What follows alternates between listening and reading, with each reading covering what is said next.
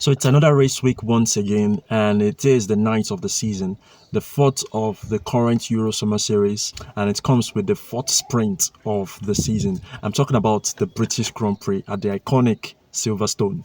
I say iconic because Silverstone was the first to host a Grand Prix race of the inaugural World Championship round on the 13th of May 1950. The Northamptonshire circuit has always maintained its essential character as one of the fastest tracks on the Formula One calendar, with corners like Maggot, Beckett and Abbey provide some of the biggest challenges for drivers. So this track offers lots of overtaking opportunities for the drivers, meaning the teams will have to devise strategies and ways on how to utilize the power and energy because of the various corners and turns that this track has got. It's going to be survival and competition of those who can extract the best of these components out of their various machines. It has a circuit length of 5.891 kilometers and a race distance of 306.198 kilometers with 18 corners, all spanning for 52 laps. So like I mentioned earlier, Silverstone comes with the sprint, the first we'll be having since 2021, and because of this,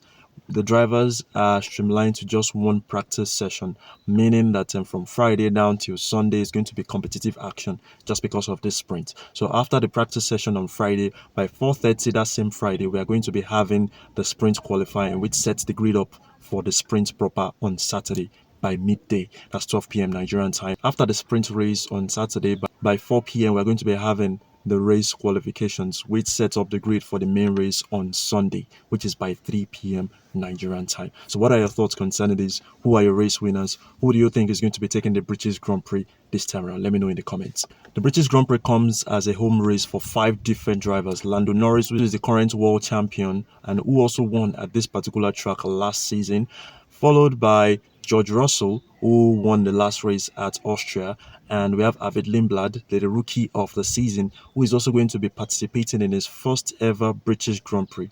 And he's been doing quite well this season with the Racing Bulls. Then we have Oliver Bearman in the Haas, and also the king of Silverstone, who has won it 9 times. I'm talking about Lewis Hamilton, who will be looking to win it for the 10th time. Can he make that happen this weekend? Only time will tell. One more start to also back him up. Lewis Hamilton is the only driver this current season who has been able to win points across all of the rounds of races we've had this season, meaning he has 1 point across all of the 8 races this season.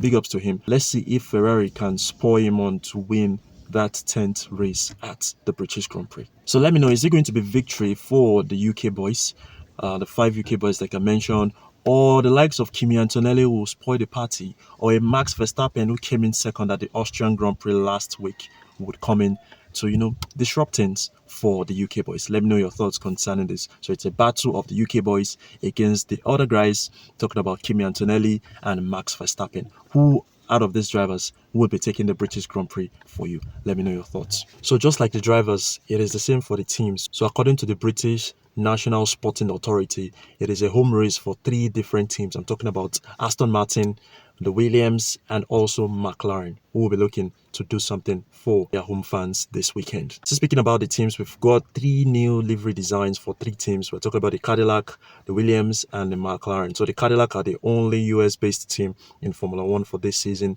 and they're looking forward to the 4th of July, which is the Independence Day of the United States, and they've designed it in the American colors. Quite beautiful. And also for the Williams, they've got a very, very lovely design, while the McLaren are paying tribute to their 1966 car, which is the M2B McLaren car, which was their first car they ever had in Formula One. We'll be looking to see the beauty of these liveries when they get into action from Friday. Let me run you through the standings after the Austrian Grand Prix. It is still Kimi Antonelli leading the pack with 171 points, followed closely by his teammate George Russell, who cuts the gap to 40 points, usurping Lewis Hamilton to 2nd position in that. For the teams, it's still the Mercedes leading the pack with 302 points. There's a 98-point gap to the Ferraris at this point in time. So there you have it for all of what to expect at the British Grand Prix this weekend. And I'll see you in my next video where we get to review everything we've been able to see from Friday down till Sunday. Do have for yourself a great time. Enjoy the race.